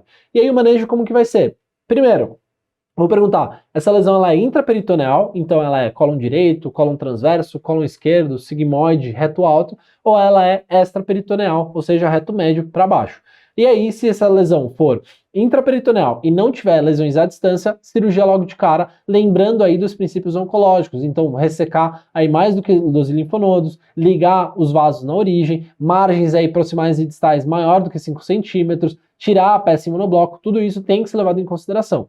Agora, se esse paciente tiver metástase ou tiver outras lesões à distância, aí tem que discutir qual que vai ser a melhor estratégia, quer seja tratar o fígado primeiro, no caso o liver first, ou fazer uma ressecção ao mesmo tempo dos tumores metacrônicos, no crônico se tiver, ou também você pode operar o que é o mais sintomático, no caso o cólon.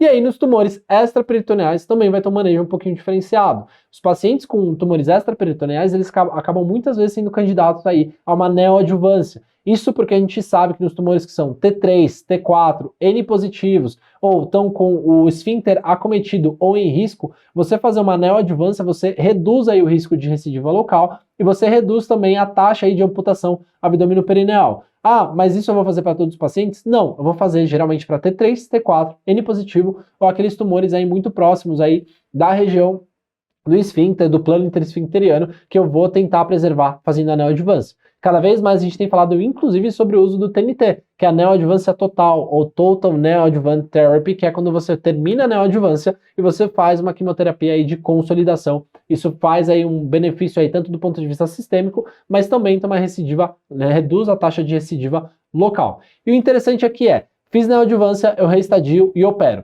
Qual vai ser a cirurgia? Depende da altura e depende da capacidade técnica, se eu vou fazer uma ressecção com anastomose coloretal grampeada ou uma anastomose colanal, vai variar um pouquinho. E se for uma lesão bem pequena, geralmente com estadiamento bem precoce, menos aí do que 3 centímetros, bem baixa, eu posso propor aí uma incisão local, que seja por TEM ou por TEL. Chegou uma lesão muito baixa, com acometimento aí do esfíncter, aí nesses casos não tem jeito, vai acabar aí numa amputação abdômeno-perineal. Ele te pergunta, paciente com adenocarcinoma bem diferenciado do reto distal, então um T1, é uma lesão bem precoce, um tamanho bem pequeno, tem 1,9 centímetros. Como que eu posso tratar esse paciente? Como eu falei para vocês, lesões pequenas, bem diferenciadas, lesões bem baixas que estão aí ao seu alcance e que são lesões, como eu falei também, de estadiamento baixo. A melhor escolha vai ser a ressecção por via baixa, a ressecção transanal. Não vou precisar fazer nenhuma adjuvância, eu vou direto, quer seja para o TEM ou quer seja para o TEL, ok? Outros temas que eventualmente podem cair que vale a pena você dar uma olhada aí, se você tiver muito alvo nessa prova, só dá uma olhada nas questões anteriores, dá uma lida aí nos seus flashcards, nos seus resumos. Pancreatite crônica cai todo ano, frequentemente. Além do câncer coloretal manejo, que eu falei para vocês, as síndromes genéticas vão aparecer aí na sua prova, então Peutz-Jeghers, a polipose adenomatosa familiar, síndrome de Lynch, tem que estar ligado para isso. CHC frequentemente aparece aí na prova, quer seja o seu tratamento, quer seja o rastreamento, quer seja o manejo cirúrgico e o manejo quimioterápico desses pacientes, pacientes com hipertensão portal, cirrose, e manejar esses pacientes, entender também a fisiopatologia da hipertensão portal, se é pré-sinusoidal, pós-sinusoidal, é frequentemente cobrado. Eu não sei por que o pessoal da UERJ tem tanta tara aí pela CIT, quilose, pelas fístulas linfáticas pós-operatórias, tema que todo ano tem aparecido nessas provas e que eu duvido que vai ser diferente nesse ano, beleza? Dá uma olhada nesses temas, dá uma olhada aí nas provas anteriores e espero que vocês consigam aí ter ótimo desempenho, principalmente aí na prova do R+, do aparelho digestivo, mas se vocês tiverem qualquer dúvida, eu fico aí à disposição. Espero que vocês tenham aproveitado, bons estudos e boas provas. Um grande abraço, até mais!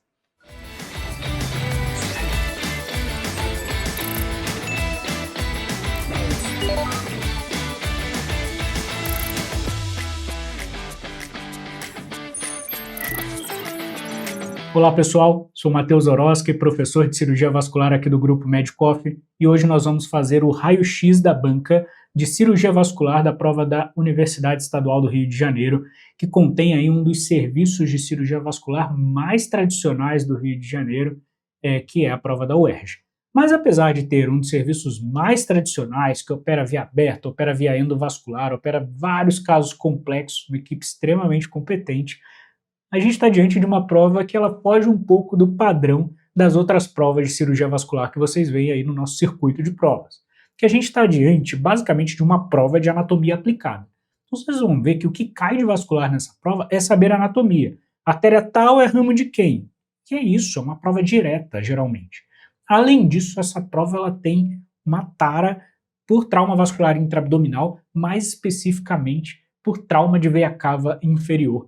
Já caiu mais 3, 4 vezes a mesma questão na prova. Então, vamos sabendo isso para a prova, que é sucesso. Tá bom? Estou começando com trauma vascular intraabdominal.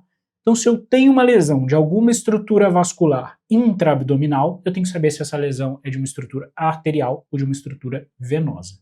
Quando a gente pensa numa lesão arterial, a regra é a gente reparar. Tá bom? Tive uma lesão de mesentérica superior. Não dá para ligar a mesentérica superior. Eu tenho que reparar. Quais que são as exceções? Tronco celíaco, que geralmente através da arcada de Rio Branco, das pancreato-duodenais, a própria mesentérica superior consegue irrigar a área de irrigação do tronco celíaco, e a artéria mesentérica inferior, que a gente já liga de rotina nas correções dos aneurismas de aorta abdominal e infrarrenal, que ela tem ali a arcada de Riolan, a artéria marginal de Drummond, então tem uma ampla rede de circulação colateral, tanto com a artéria mesentérica superior, quanto com as artérias retais inferiores, que vem ali ramos da hipogástrica. Então, a artéria mesentérica inferior e tronco celíaco eu consigo ligar num contexto de trauma. Todo o resto, geralmente, eu tenho que reparar, tá bom? E como que a gente faz o reparo? Esse reparo pode ser por via aberta, que é um bypass, então eu faço um enxerto. Se tiver uma contaminação de cavidade, dificilmente eu vou usar um enxerto de prótese. Eu vou preferir aí uma veia, uma safena para fazer esse enxerto. Ou posso fazer o reparo endovascular com estente revestido, tá bom? Além disso, o que eu tenho que saber? Em relação às artérias ilíacas, se a ilíaca está indo para a perna, ela tem que ser revascularizada. Então, ilíaca comum e artéria ilíaca externa, eu sempre vou revascularizar. Se a ilíaca está indo para a pelve, então uma das ilíacas internas eu posso ligar. Se for as duas, eu tento revascularizar pelo menos uma, tá bom? E num caso que o paciente está extremamente grave, eu posso colocar um shunt, optar por uma estratégia de controle de danos e prosseguir com o tratamento desse paciente num segundo momento, 12, 24 horas depois. Agora, as lesões venosas é o extremo oposto. A ligadura é a regra. Então, tive uma lesão venosa ali, geralmente a gente faz a ligadura dessa lesão.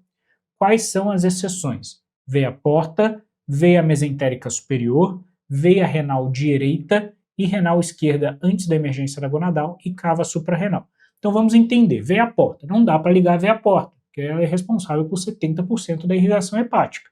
Então, ligar a veia porta, o cara evolui com uma hipertensão venosa da circulação esplêncnica importante, pode evoluir inclusive com isquemia mesentérica e também com falência hepática. Outra coisa que eu não posso fazer é ligar a mesentérica superior, porque também o cara pode evoluir com aumento da pressão no território mesentérico. Agora, em relação às renais, a artéria renal, veia renal direita, ela drena direto na cava. Se eu ligar, eu vou perder esse rim, vai evoluir com uma hipertensão renal importante. É claro que no meio do trauma, não tem muito o que fazer. Precisou perder o rim, fazer nefrectomia? Paciência. Mas, de uma maneira geral, a gente tenta reparar veia renal direita. Já a veia renal esquerda, depende, que ela tem um trajeto longo e bastante colateral. Então, a veia renal esquerda, se eu quiser ligar depois desses ramos, eu posso. Então, eu posso ligar ela bem próximo aqui da cava. E por que eu posso fazer isso? Porque a drenagem vai ser mantida através da veia suprarrenal, da renolombar e da veia gonadal. Lembrar que a veia gonadal esquerda drena na veia renal esquerda, enquanto a veia gonadal direita drena direto na veia cava. Tá bom? Então, a veia renal esquerda, próximo da cava, eu posso ligar. E por último, o queridinho dessa banca, lesão de veia cava. Se a lesão da veia cava for abaixo das veias renais, eu estou autorizado, em teoria, a fazer a ligadura da veia cava. Agora, meu paciente está estável, eu quero fazer o reparo. O reparo primário ele pode ser feito se a lesão acometer menos do que 50% da circunferência da veia cava. Eu posso rafiar nesse caso. Se for mais do que 50%, eu tenho que fazer um enxerto. Não dá para rafiar somente, porque senão vai estenosar de forma significativa e vai trombosar essa veia cava. Então vamos às questões. Lesão na superfície anterior ou lateral da veia cava podem ser reparadas primariamente, então eu vou fazer rafia, desde que ela não estreite mais 50% o lumen.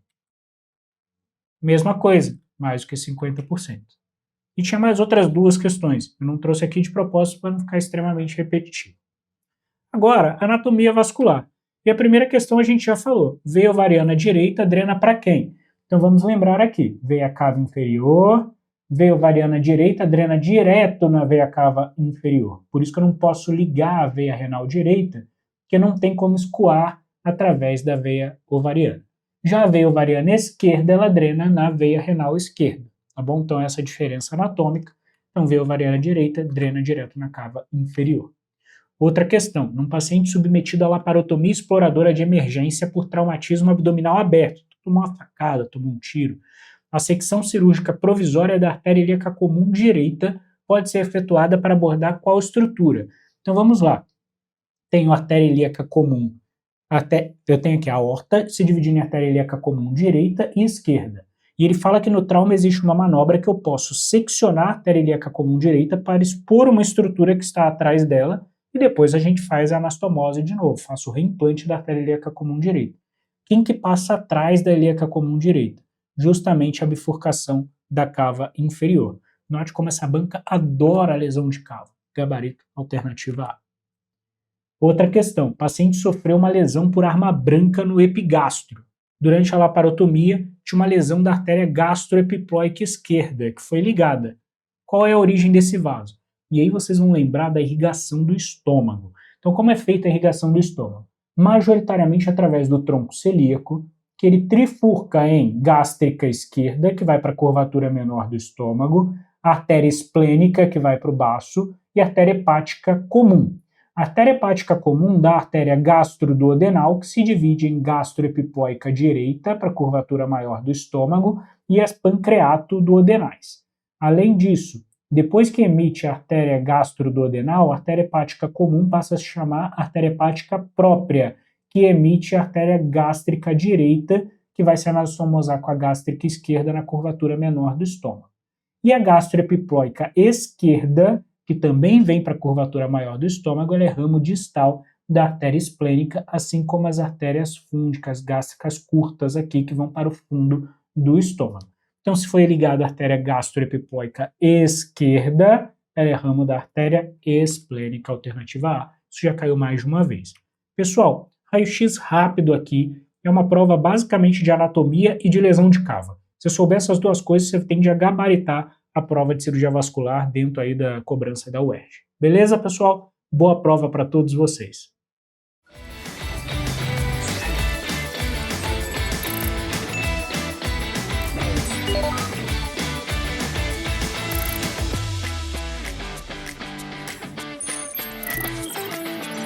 Muito bem, vamos começar agora a revisão da parte de urologia, raio-x na banca da UERJ. Meu nome é Matheus Geri e espero ajudar vocês nessa revisão. Chama atenção um detalhe muito importante da sua prova da R+. De forma geral, a urologia ela é banalizada. Levantando os últimos anos aqui, o que a gente encontrou foi basicamente que em 2025, quando a gente olha as 50 questões, nós tivemos um total de 0 de urologia. Em 2024, uma questão. Em 2023, uma questão. Chama atenção a negligência, a não realização de questões de urologia na prova. Eu espero que você me dê um pouquinho de atenção. E para tornar a sua revisão um pouco mais produtiva, eu fiz o que me chamou um pouco a atenção. A gente tem mais questões de urologia na prova de acesso direto do que na prova de R+. Então, eu pretendo revisar com vocês essas questões das provas de acesso direto. E assim, se por acaso esse ano mudar um pouco o perfil, você está preparado. Muito bem, então os temas quentes que nós vamos revisar aqui vai ser trauma ureteral, incontinência urinária e principalmente incidentaloma adrenal. E as duas questões que caíram em 2023 e 2024 na prova de R+, eram exatamente sobre incidentaloma adrenal e não sobre qualquer outro tema de urologia. Muito bem, então o trauma ureteral é um cenário de exceção de forma geral no trauma abdominal em si. Ele é incomum no cenário de trauma porque ele é um órgão móvel, ele está no retroperitônio, bem protegido, então a chance de ter um trauma com lesão de ureter é baixa. Porém, as lesões iatrogênicas são frequentes. Então, nós temos o cenário de que até 80% delas são iatrogênicas. As principais causas são histerectomias, mas também o pessoal do aparelho digestivo nas colectomias podem fazer lesões e até oforectomias podem estar relacionadas com lesão ureteral. E 2,5% dos traumas urinários vão ter origem penetrante, evento extremamente raro. E o que você tem que saber você tem a suspeição justamente no intraoperatório ou no momento do paciente no cenário tardio. Se for no intraoperatório, o que a gente vai fazer é uma pielografia ascendente. Você vai posicionar o paciente numa posição que você consegue entrar com uma câmera no canal da bexiga, vai passar um catéter no meato uretral, vai jogar o contraste e vai ver se esse contraste extravasa, está confirmado então a sua lesão, e aí você vai realizar o reimplante, a técnica que for necessária. Agora, se você tem um cenário que você não tem uma suspeita no intraoperatório e ela é tardia, o que acontece? A paciente que está evoluindo de uma forma um pouco tortuosa, vamos dizer assim, de uma cirurgia que deveria estar bem, por exemplo, um paciente que fez uma esterectomia, o paciente que fez uma colectomia, que começa com febre, dor abdominal, você tomografa e você deve ter uma tomografia na fase tardia, ou seja, contraste não apenas na fase venosa, na fase arterial, mas na fase que ele está na excreção, desde a urina da pelve renal até chegar na bexiga, e o que você visualiza é justamente a contrastação da via urinária com o ureter tendo um extravasamento. Então, isso é uma fase que a gente chama tardia, pode ser até 20 minutos depois da infusão do contraste. O que você vai fazer no intraoperatório é basicamente, se o paciente estiver estável, você vai reparar, evidentemente você não vai deixar essa lesão passar.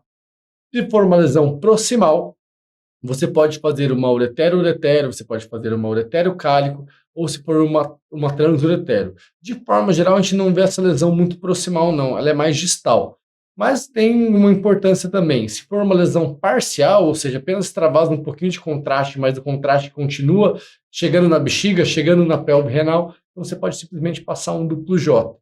Agora, se o paciente está instável, é nefrostomia. Você drena a via urinária, sai correndo, deixa o paciente, então, resolver, melhorar o quadro clínico dele, e aí você vai avaliar o paciente num cenário tardio. Ele pode ter uma estenose, pode ter a fístula, você vai reconstruir. De forma geral, o cenário que nós mais temos, visto que o cólon e o útero estão mais próximos da bexiga, nós temos mais lesão de ureter distal.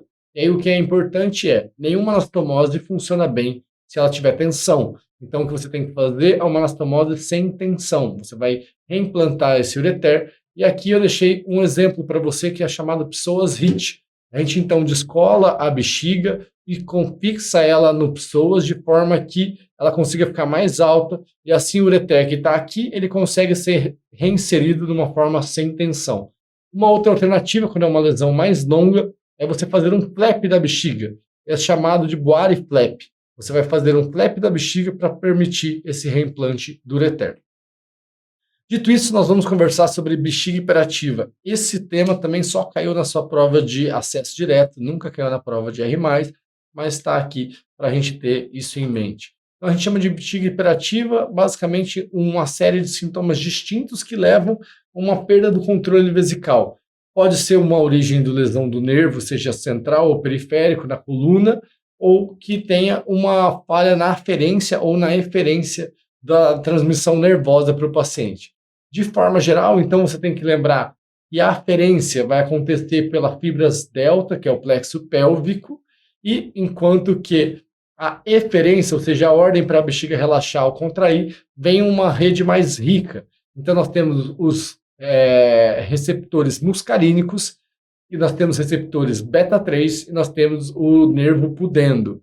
Então, basicamente, o receptor muscarínico, ele vai pedir para a sua bexiga contrair, enquanto que o beta-3 ele vai bloquear a sua bexiga, ele vai falar a bexiga relaxe, e o nervo pudendo é aquele que você nitidamente dá ordem, fala, opa, agora eu quero urinar, então ele relaxa e permite a micção. Esses 3 nervos podem estar acometidos durante a bexiga neurogênica, e basicamente o que a gente tem de medicamentos para vocês são os antimuscarínicos, que é evitar a contração involuntária do depressor, e você pode usar o uso do beta-3 agonista, ou seja, você vai reforçar aquela ordem da bexiga, dar uma relaxada e para ela conseguir armazenar urina. Vamos agora falar sobre incontinência urinária de esforço, que também já caiu na prova do acesso direto, e é uma perda involuntária de urina na mulher, que ela decorre do esforço quando ela tosse, levanta ou realiza um esforço excessivo. Evidentemente, os fatores de risco, então, a obesidade, envelhecimento e as multíparas, porque todas essas afecções, elas acabam, então, tendo uma alteração do assoalho pélvico que predispõe à hipermobilidade uretral, à insuficiência uretral, isso gera a perda urinária ao esforço. Como que a gente faz o diagnóstico disso? Pela anamnese do exame físico, vai avaliar a paciente em pé e deitada, vai pedir para ela tossir, vai pedir para ela realizar a contração abdominal, você vai avaliar se tem perda ou não. Você pode realizar exames, mas na dúvida, e no exame você já vai perceber que a uretra dela é mais móvel quando ela realiza atividade de aumento de pressão intraabdominal. Você vai avaliar atrofismo da mucosa, porque se for uma paciente com menopausada, ela pode ter uma hipotrofia dessa mucosa vaginal, e hipotrofia de mucosa perde sustentação da uretra. Você vai avaliar se ela tem uma ectopia, ou seja, se ela tem um prolapso vaginal, um prolapso vesical, e, de forma geral, é importante entender que o grau de mobilidade não tem relação com a gravidade da doença. Dito isso, nós vamos entender que você vai realizar alguns exames iniciais, como, por exemplo, urina 1. Você vai ver se a paciente, depois que urina, se sobra muita urina dentro da bexiga dela. Você vai pedir para ela realizar um diário miccional, basicamente, doutor, às 10 horas urinei, às 11 horas espirrei, e aí perdi um pouco de urina, para você entender um pouco mais a relevância das perdas dela. Você pode fazer o PED teste, que é colocar, basicamente, um cotonete na região da vagina da paciente e pedir para ela fazer alguma manobra de Valsalva e vai avaliar a angulação que essa uretra permite e se mobiliza. E agora, estudo urodinâmico você vai realizar em casos não índice, ou seja, é uma paciente que já fez radioterapia, já fez cirurgia prévia, já tem cirurgia pélvica. Essas pacientes são cirurgias que tem sintomas irritativos muito frequentes, ou seja, ela perde porque também ela tem uma vontade de não dar tempo de chegar no banheiro, e esses são sintomas mistos que chamam a atenção que pode ter outro cenário deflagrador. E é importante que no estudo urodinâmico você vai sempre reduzir o prolapso que ela possa ter.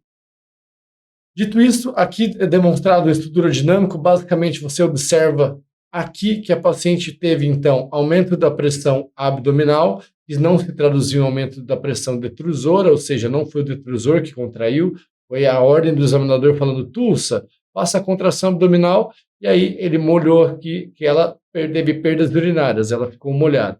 Então, tudo isso corrobora para a gente o diagnóstico de uma incontinência urinária de esforço. E o tratamento você pode, então, sugerir para a paciente atividade física no sentido de fisioterapia pélvica para reforço da musculatura pélvica. Existe a possibilidade de você prescrever duloxetina, não funciona, não tem recomendação e nunca vi cair em prova.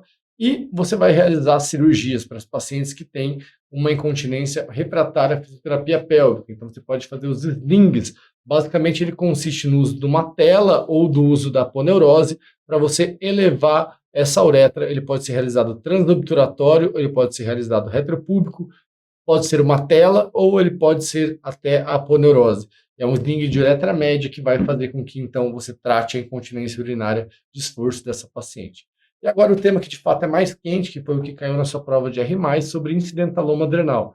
Nós chamamos que é um incidentaloma adrenal justamente uma lesão que você foi identificada numa tomografia que você pediu por outra investigação.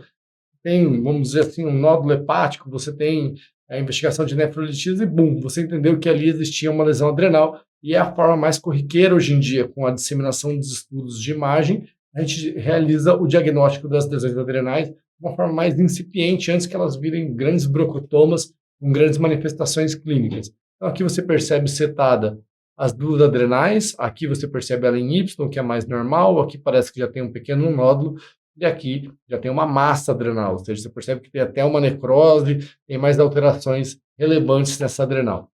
Então, a gente falar de adrenal, a gente tem que entender as zonas da adrenal e o que elas produzem. Nós temos, então, a zona glomerular, que é basicamente a produtora de aldosterona, é a mais externa, a zona fascicular, que produz o cortisol, a reticular está relacionada à aldosterona, e a zona medular, que tem uma origem totalmente diferente, produz as catecolaminas, tem uma origem relacionada ao sistema nervoso central. Muito bem, o que é fator de risco para ter um incidentaloma, para ter um nódulo, para ter uma adrenal aumentada? Envelhecimento, fim de história. Existem algumas síndromes, mas de forma geral o que a gente tem que lembrar para essa prova é envelhecimento é um fator de risco para incidentaloma adrenal, o que nos tranquiliza que 10 a 15% deles vão ser funcionantes e apenas 2 a 5% vão ser malignos. Ou seja, a grande maioria, 80% deles, você vai poder realizar o segmento ou até dar alta para esse paciente no sentido de tranquilizar. E aqui, para você lembrar, quando o hormônio estiver aumentado, você vai ter alguma manifestação clínica. Então, se a aldosterona estiver aumentada por uma hiperprodução, uma produção autônoma de aldosterona, você vai ter um paciente hipertenso, ele vai ter cãibra associada a uma hipocalemia, associada a náuseas e vômitos, e paciente hipertenso, você espera uma hipercalemia e não uma hipocalemia, chama atenção. Se for o cortisol, aqui é clássico, desde a sua prova, quando você prestou o processo direto, que é a síndrome de Cushing, você vai ter o hipercortisolismo, tem um excesso de gordura corporal no rosto, fadiga, síndrome metabólica, obesidade, giba, telangiectasia, enfim, todas aquelas ricas alterações esperadas do paciente com hipercortisolismo.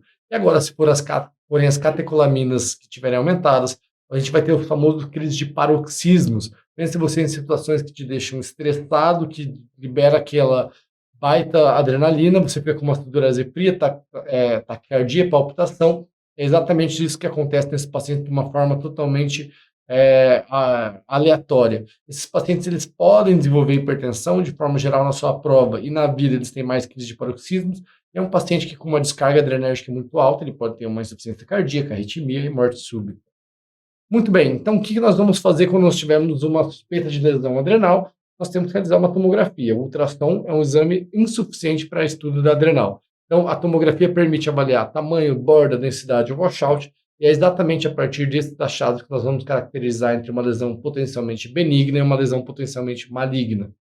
Uma lesão benigna, de forma geral, ela tem menos de 4 centímetros, ela, pensa só, ela é bonitinha, então ela tem os bordes regulares, ela é bem definida, ela não capta muito contraste, e o contraste que chega nela, ela libera rápido, ela não está querendo absorver todos esses nutrientes que vêm do sangue, porque ela não está numa proliferação aumentada. Ela cresce de uma forma lenta, se você for fazer o exame seriado de acompanhamento, ela é uma lesão bonitinha, ela é homogênea, lisinha, não tem nada que te chame atenção. Agora, se for uma lesão grande, uma maçaroca, acima de 4 centímetros, irregular, limite impreciso, capta muito contraste que chega, ela fala, opa, eu quero esse sangue aqui comigo. Tem um crescimento mais exponencial e tem necrose e calcificação, evidentemente nós estamos pensando numa lesão com potencial mais maligno, não tem conversa, esse caso vai precisar de alguma conduta. Agora, se nós temos um cenário de uma lesão benigna na sua morfologia, nós vamos ter que avaliar, então, se, apesar de ser benigna, ela produz, porque se ela produz algo a mais aumentado, ela pode dar síndrome clínica. Então, nós vamos avaliar o cortisol através da supressão do cortisol com dexametasona. Vai dar para o paciente 1 miligrama de dexametasona às 11 da noite. Você esperaria que, normalmente, isso fizesse um feedback negativo e zerasse o cortisol às 8 da manhã. Mas não, já que o paciente tem uma produção autônoma, o que ele vai ter é justamente um cortisol ainda aumentado, ainda sendo produzido, visto que o feedback negativo não existe mais. Agora, se for a suspeita de uma aldosterona aumentada no paciente hipertenso, você vai documentar uma hipocalemia e vai avaliar, então, que a aldosterona está aumentada, independente da renina, ou seja, o sistema aldosterona, de forma geral, ele é ativado pela renina, angiotensina e aldosterona. Se você tem uma aldosterona muito aumentada e uma renina muito baixa, que às vezes até supressa, quer dizer que a aldosterona está vindo de uma forma autônoma, uma forma que não tem nenhuma regulação. E aí você pode também fazer um teste de sobrecarga oral de sódio, com supressão com fluocortisona. Honestamente, eu nunca vi cair na sua prova. Fica essa informação extra para você. E agora, em relação ao feocromocitoma, que é o tumor da região medular da sua adrenal, você tem que lembrar que ele vai produzir a noradrenalina e a adrenalina. E aqui vale a regra dos 10. 10% bilateral, 10% extraadrenal, 10% maligno. E você vai avaliar, então, pelas catecolaminas séricas e urinárias. Te chame a atenção uma coisa, porque já caiu em prova. Esse paciente, se você simplesmente levar ele para a sala cirúrgica no momento diagnóstico, você pode encostar na adrenal e fazer com que essa adrenal libere ainda mais estímulo adrenérgico e o paciente pode ter um infarto ou até um AVC durante a cirurgia. Então, você tem que realizar um alfa-bloqueio inicialmente, fazer uma vasodilatação, e depois, se ele ainda persistir com paroxismos ou hipertensão, você vai realizar um beta-bloqueio. De forma geral, esse preparo leva uns 10 a 15 dias e o pessoal da endócrino que acompanha conosco da urologia. Dito isso, quando é que nós vamos ter que fazer alguma intervenção? Evidentemente, nós vamos tirar a adrenal, de forma geral, por vídeo, se tiver uma lesão acima de 4 centímetros, se for funcionante, ou se tiver características de malignidade. Para mim, isso é muito claro. Se o nódulo ele funciona e gera repercussão, se ele é grande e tem risco de malignidade, a gente tem que tirar essa adrenal. A gente vai fazer por vídeo, de forma geral, até 7, 10 centímetros. Acima disso, não tem conversa. É muito difícil a cirurgia. Você vai acabar fazendo uma técnica convencional aberta. Vamos, então, para as questões que demonstram tudo isso que nós discutimos. Questão de 2025, acesso direto. Uma mulher de 68 anos com quadro de urgência urinária foi diagnosticada com bexiga hiperativa. Um tipo de tratamento medicamentoso que pode ser utilizado para essa condição é exatamente, então, a toxina botulínica. Nós não falamos, mas você tem que lembrar que o botox ele vai paralisar a musculatura. Você tem as substâncias anticolinérgicas e não colinérgicas. Você não adianta nada utilizar inibidor da aromatase, ele vai ter relação com a conversão do estrogênio, do estradiol e testosterona. E substâncias antiadrenérgicas, não tem em nenhum momento nós falamos sobre ela, mas a toxina botulínica é um procedimento que você pode realizar via cistoscopia, e você injeta a toxina botulínica na bexiga no sentido de evitar essa hiperatividade detrusora. Em relação à incontinência urinária, é correto afirmar que o treinamento da musculatura do assoalho pélvico é efetivo para incontinência urinária de esforço ou mista, sim, eu te falei que é um dos tratamentos. Agora vamos ver o que é errado. Os testes urodinâmicos e cistoscopia devem ser priorizados em detrimento do tratamento conservador visando a cirurgia? Não. Lembra que a gente falou, de forma geral, urodinâmica é para aquela paciente complicada. já teve radioterapia pélvica, já foi operada, já fez alguma cirurgia pélvica, já teve uma cirurgia para incontinência urinária, então não é o cenário habitual. A incontinência de urgência ocorre devido ao enfraquecimento da musculatura do assoalho pélvico, a de urgência não, a de esforço sim. Deve ser rastreada a bacteriúria assintomática, pois é uma causa comum de incontinência urinária. Evidentemente que você vai avaliar se a paciente tem uma urocultura positiva. Se ela tiver uma urocultura positiva, você vai tratar para evitar um fator de confusão, mas ela não é a causa de uma incontinência urinária contínua, que dura 6 meses a 1 ano. Vamos pensar que é mais relacionado aos sintomas de uma ITU simples. Então a gente fica com a alternativa B. Aqui a questão também caiu um acesso direto, mas sobre lesão adrenal e um sidentaloma adrenal direito para síndrome de Kohn. As alterações características suspeitas são, então, síndrome de Kohn nada mais é o que a gente chama do hiperaldosteronismo relacionado ao adenoma adrenal, ou seja, ao nódulo adrenal. Que é a aldosterona, você espera que o paciente esteja hipertenso e com uma hipocalemia, alternativa D. A medula adrenal é responsável pela produção de epinefrina, aqui no acesso direto ainda. Aqui no acesso direto ainda de 2023, mulher com queixa de incontinência urinária apresentou exame urodinâmico evidenciando perda da pressão de valsalva de 20 centímetros. De acordo com esses achados, o provável diagnóstico é, se ela perde a valsalva, ela perde ao esforço.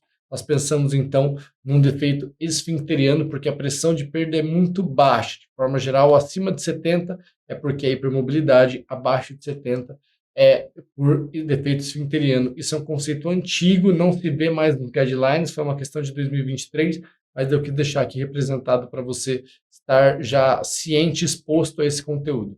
Agora sim, a questão que caiu na sua prova de R+, durante a esterectomia foi identificada a secção completa do ureter esquerdo abaixo das ilíacas, ou seja, o ureter distal, pela pinça de energia osciladora. Nesse caso, a melhor conduta para resolver a lesão ureteral consiste em, veja só, nós estamos falando de uma cirurgia de uma esterectomia, possivelmente a paciente está estável, você tem tempo de realizar o diagnóstico e o tratamento. Se ele já viu que tem uma secção completa, não adianta fazer pielografia, você já está vendo ali, o ureter está seccionado, e aí você vai fazer um reimplante do ureter na bexiga. Aqui ele nem trabalhou sobre qual técnica fazer, apesar da nossa conversa, mas é bom você já estar exposto a esse conteúdo. Outra questão que caiu na sua prova, então, do IR+, o preparo pré-operatório dos pacientes com feocromocitoma deve ser iniciado com alfa-bloqueio sempre, e na sequência você vai iniciar o beta-bloqueio se persistir a hipertensão.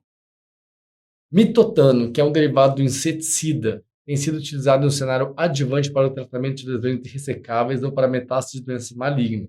No entanto, a eficácia terapêutica e melhora consiste são conflitantes nas taxas de sobrevida e cura. Tem-se tentado a associação dessa droga com outras substâncias como etoposide, doxorubicina, cisplatina, resultando em melhores taxas de resposta. O mitotano é utilizado para o tratamento do câncer de adrenal, questão extremamente específica. A gente não falou aqui sobre a quimioterapia, ou seja, o que você vai fazer depois que você tirou a adrenal. Então, se você tirar a adrenal e o patologista falar, opa, tem características de malignidade, que é o score de VAIS acima de 3, um grau de diferenciação das células muito alta, muita necrose, tudo isso te indica que é uma lesão mais maligna, então você pode utilizar o mitotano. Aqui nós revisamos então a UERJ em relação à prova de urologia. Como você pode ver, é uma prova que não questiona muito sobre urologia, foca muito na adrenal. E eu trouxe para você tudo que a gente poderia ter revisado no sentido de te ajudar a chegar com o melhor preparo possível durante a sua prova para você marcar com a maior segurança. Precisando, estamos aqui. Qualquer dúvida, podem me mandar mensagem e a gente vai conversando. Boa prova para vocês.